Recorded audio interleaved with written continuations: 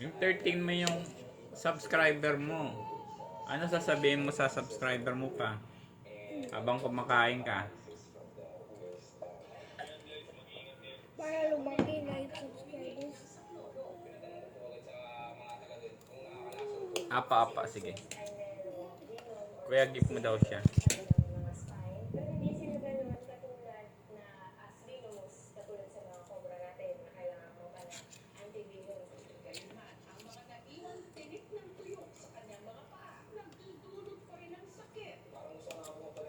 Anong tawag yan?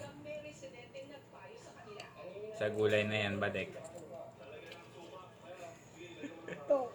Ito yung carrot. Ito